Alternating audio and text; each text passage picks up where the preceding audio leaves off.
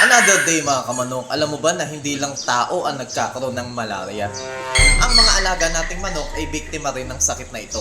Ang avian malaria ay isang mapanganib na sakit na pwedeng magdulot ng biglang pagkamatay ng ating mga alagang manok kapag hindi ito naagapan.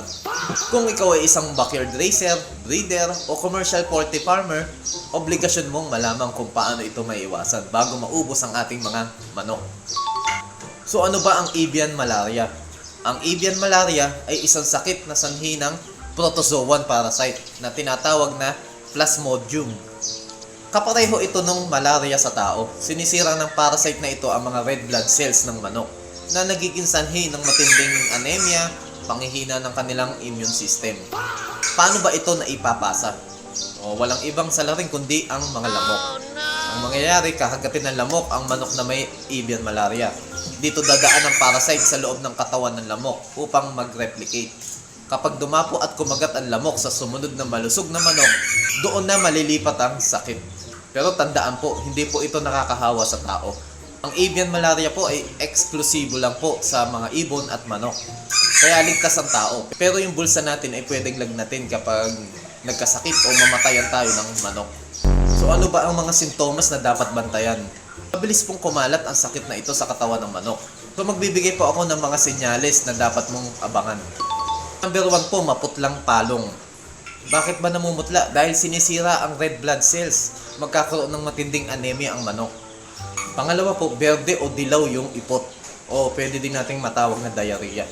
Dahil dito po, sobrang apektado po yung atay nila. Kaya nag-iiba-iba yung kulay ng dumi. Pangatlo po, panghihina at matinding lagnat. Mapapansin nyo po sa ating mga alagang manok na laging nakayuko at laging nakapikit yung manok. So, ibig sabihin po nun, may dinaramdam o nilalaglat po ang ating manok dahil sa avian malaria. Ang pang-apat po, pagbaba ng produksyon ng itlog. Para sa mga nangingitlog o layers, biglang kokonti o hihinto ang kanilang pag-iitlog. At ang pang-5, mabilis na pagkamatay. Sa malalang kaso ng avian malaria, pwedeng mamatay ang manok sa loob ng ilang araw na wala siyang binibigay na babala. Dumako naman tayo sa paano ba ito gagamutin at maiiwasan. So syempre number 1 dyan yung pagsugpo natin sa mga lamok o mosquito control. Ito ang pinaka-epektibong paraan po. Kung walang lamok, walang transmission. Number 2 po, tanggalin natin yung mga naiipunan ng tubig. So linisin o alisin na po natin yung gulong, plastic cups o yung kahit anong pwedeng pamahayan ng lamok sa ating manukan. Number 3 po, kulambo. Pwede po natin lagyan sila ng kulambo. Kung may budget naman po, yung katulad nito, yan. Yung maliliit lang po yung butas. Number 4 po, pwede din po tayo maglagay ng mosquito traps o yung mga natural repellents para sa mga lamok. Yung kumbaga, pagtatanim ng mga citronella o marigold sa paligid ng ating farm o manukan. Ang susunod po yung gamot o yung supota o kaya yung treatment na tinatawag. So, ang kailangan po ng ating mga manok na tinamaan ng avian malaria ay yung antibiotic. So ano po ba pwede kong irekomenda na sulit at budget meal lang na antibiotic sa ating mga alagang manok? So ito po.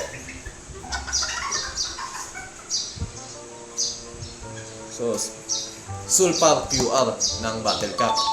Ang Sulfar QR po ay meron ng paracetamol, sulfadiazine sodium, trimethoprim, sulfaclosine sodium.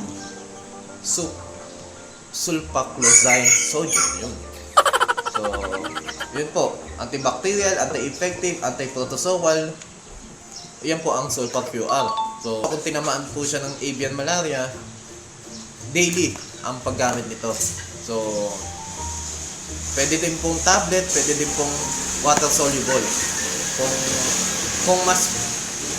Kung gusto niyo pong makasure na maiinom nila, pwede po nating ihalo sa patuka nila o kaya yung tinatawag na wet feeding para pagka tuka nila talagang makikita nyo na pumapasok sa kanilang katawan ang Sulfar QR. So ito po ang pwede kong i-recommenda sa inyo na sulit, budget meal at epektibo. Sulfar QR po.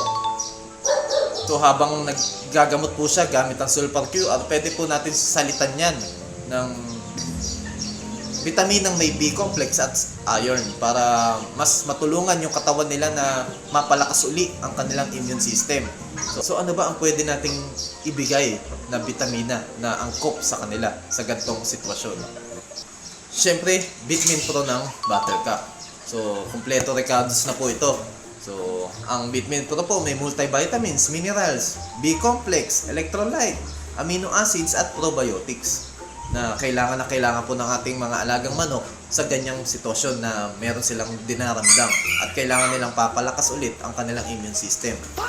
Bitmin Pro, health enhancer po, immunity enhancer, energy enhancer, anti-stress enhancer, digestion enhancer, growth enhancer.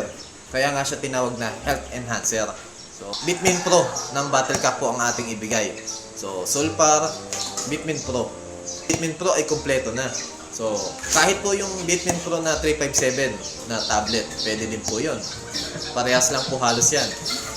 So, pang suplemento nila habang sila ay may dinaramdam o may avian malaria para makabawi ang kanilang immune system, Bitmin Pro po ng Buttercup. Isang paalala po na kalinisan pa rin po ng kapaligiran ang unang solusyon po dito para hindi pamahayan ng lamok ang ating manukan.